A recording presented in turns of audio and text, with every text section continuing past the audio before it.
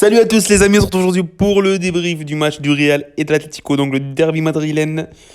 C'est conclu avec le résultat 2-0 victoire du Real Madrid au Alfredo Di Stefano, but de Casemiro et but de Carvajal, mais bon, il a été accordé à Oblak pour un but contre son camp. Avant de commencer le débrief les amis, dites-moi dans les commentaires qui a été selon vous l'homme du match de ce derby entre le Real et l'Atlético. Et oui les amis, le Real a gagné 2-0 aujourd'hui. Le Real se rapproche de l'Atlético Madrid, l'Atlético qui était imbattable cette saison, invaincu en championnat avec 26 points, avec 2 matchs en retard. Et maintenant le Real qui se rapproche avec 3 points d'écart. Voilà, le Real a totalement dominé ce match. Le premier but de Casemiro sur un corner magnifique de Toni Kroos, une tête imparable dans les filets de Oblak. Et le deuxième but, une frappe incroyable, inarrêtable de Carvajal qui frappe le poteau et rebondit sur le dos de Jan Oblak pour le 2-0. Donc but contre son camp pour Jan Oblak. Voilà les amis, il faut quand même saluer le match des joueurs. Très grand match, très, très grosse performance. L'Atlético n'a absolument rien fait à part un ou deux tirs. Voilà, le tir de comment s'appelle, Thomas Lemar et le tir de Saúl arrêté par Courtois. Donc voilà, le match a été dominé, surtout la première mi-temps. Le Real a complètement dominé son sujet. Voilà, tout a été appliqué à la lettre, les ordres de Zidane. Le pressing très haut du Real qui ne permettait pas à l'Atlético de construire leur jeu tout simplement. Ils n'arrivaient pas à trouver leurs joueurs parce que le pressing ne permettait pas aux défenseurs, surtout Felipe, à dégager le ballon correctement. Donc il dégageait au hasard et ça revenait dans les pieds du joueur de Real. Et voilà, la première mi-temps, absolument pas de danger du côté de l'Atlético. Et voilà, donc le Real aurait pu même mener 2-0 dans cette première mi-temps, à part le but de Casemiro. Le Real a complètement maîtrisé le tempo du match. La deuxième période, c'était un peu pareil, mais pas totalement parce que Simeone a décidé de faire 3 changements directement, qui a été très bénéfique pour l'Atlético. Mais bon, ils n'ont pas su marquer. Ils auraient pu revenir au score si Lemar avait marqué son tir. Mais voilà, heureusement qu'il a raté. Et voilà, hein, leurs changements ils ont été. Surtout les trois premiers changements, ils ont beaucoup donné plus de jus aux joueurs parce que les autres joueurs qui étaient avant, ils ont complètement raté leur match. Donc voilà, après, il y a leur mésentente entre le mauvais changement de Simeone qui sort Félix, qui est un de leurs meilleurs joueurs sur le match parce que s'il faut sortir un joueur en premier des deux attaquants, c'était Luis Suarez, bien sûr. Et bon, on s'en fout d'Atletico parce que nous, ce qui n'importe, c'est le Real. Voilà, donc victoire 2-0. On va passer aux notes, les amis. Thibaut Courtois, match exceptionnel. À part l'arrêt qu'il fait sur Saúl. Franchement, le jeu au balle au pied, magnifique. Avec le pressing très haut d'Atletico vers la fin du match. Absolument pas de danger. Il sort la balle, il dégage la balle avec la bonne dose dans les pieds des joueurs. Donc voilà, Thibaut Courtois, un 7 sur 10 pour moi.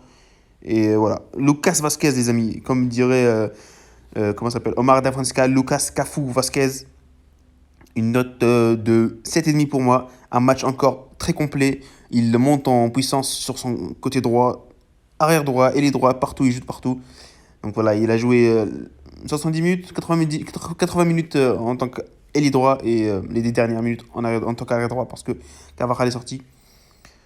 J'aurais peut-être dû commencer par Carvajal parce que j'ai oublié Carvajal avait joué. Donc voilà, Carvajal, match aussi complet. On a la défense au complet maintenant avec Dani Carvajal qui est revenu. Il a même participé sur le but du 2-0. Donc voilà, le match était plutôt côté Real Madrid et le but de Carvajal a complètement fini, clos le score. Parce que voilà, 1-0, 2-0, 1-0, ils avaient beaucoup de problèmes et de problèmes à créer le jeu. Voilà, après le 2-0, ils les a complètement massacrés. Carvajal, donc je mettrai un 7, un 7, un 6,5, un 7, voilà, un 7. Je crois que c'est une note qu'il mérite. Ramos, Varane, les amis, je vais leur remettre la même note parce qu'ils ont été très très bons aujourd'hui. Je vais leur mettre un 7 aussi. Un très gros match des deux défenseurs centraux. Joao Félix et Luis Suarez ont été complètement asphyxiés. On ne sait même pas si Luis Suarez a participé au match tellement il a été dans les poches des deux défenseurs. Donc Ramos a complètement arrêté Luis Suarez et Varane complètement asphyxié Joao Félix. Pour l'arrière gauche, Ferland Mendy, je vais mettre un 6,5. Pas un 7 parce que voilà, défensivement, il a été incroyable. Il a complètement mangé Marcos Llorente. Sur ce match, voilà, il a été très très bon défensivement. Voilà, offensivement, il a encore quelques petites lacunes. Aussi, ses touches de balle n'ont pas été très, touches de balle n'ont pas été très bons. Bah voilà, hein. Sinon, voilà, s'il avait fait le reste, il aurait eu une belle meilleure note. Pour le milieu, les amis, Casemiro, très gros match de Casemiro. Voilà, il a fait un très bon match, une très belle première période comparé au match du Borussia où il avait mal commencé. Il marque un but très tôt qui met le Real dans le bon chemin, sur le bon chemin, pardon. Et voilà, donc 1-0 Casemiro très très tôt dans le match. Mais sinon, à part ça, il a fait des défensivement, il était très bon, très solide. Il a eu beaucoup de balles, il a récupéré beaucoup de ballons.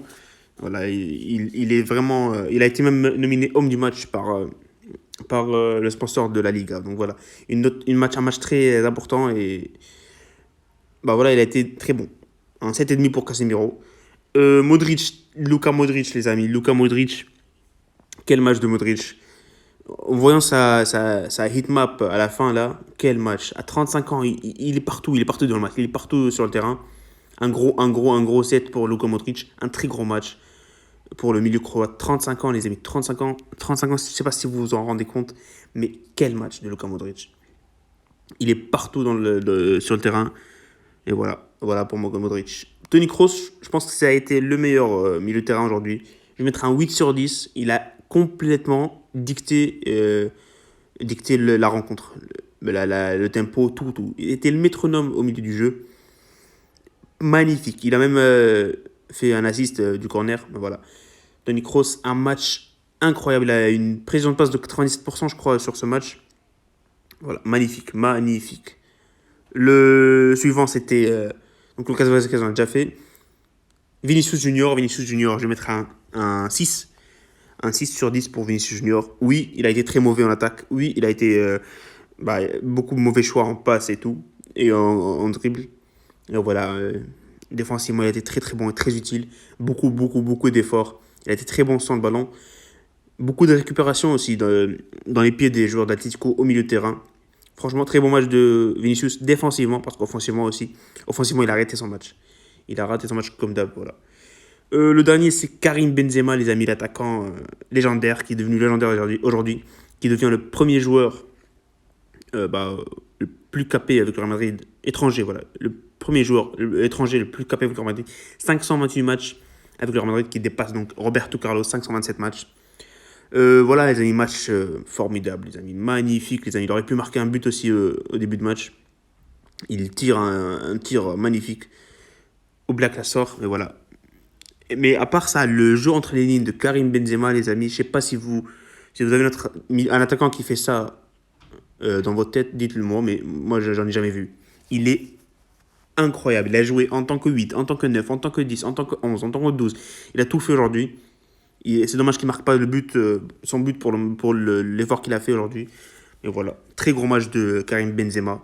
Et je vais mettre une note de 7,5 parce qu'il mérite, voilà, tout simplement. Et donc voilà, c'est ça les notes, les amis, pour moi. Je sais pas pour vous, dites-moi dans les commentaires vos notes. Et voilà, hein. Le Real qui complète sa semaine de folie avec 3 victoires de suite. Séville 1-0, Borussia 2-0 et le Atlético 2-0. Une semaine très très importante pour le Real qui revient en vie.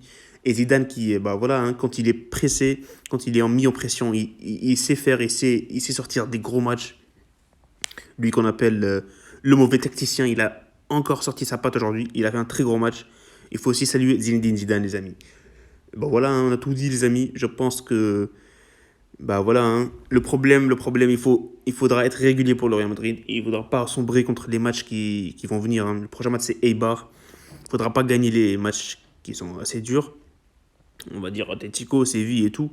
Après, perdre contre Eibar, ça va pas être... voilà, c'est tout travail pour rien, hein. Il faut gagner contre les petites équipes. Parce que voilà, on a perdu contre Cadiz à la maison, on a perdu contre Alaves. Et là, on bat Atlético Madrid et le Barça et le FC Séville. On a gagné contre les grosses équipes, voilà. Voilà les amis, on a fini le débrief, pas le derby, le débrief. Et voilà, dites-moi dans les commentaires ce que vous avez pensé du match. Salut les amis.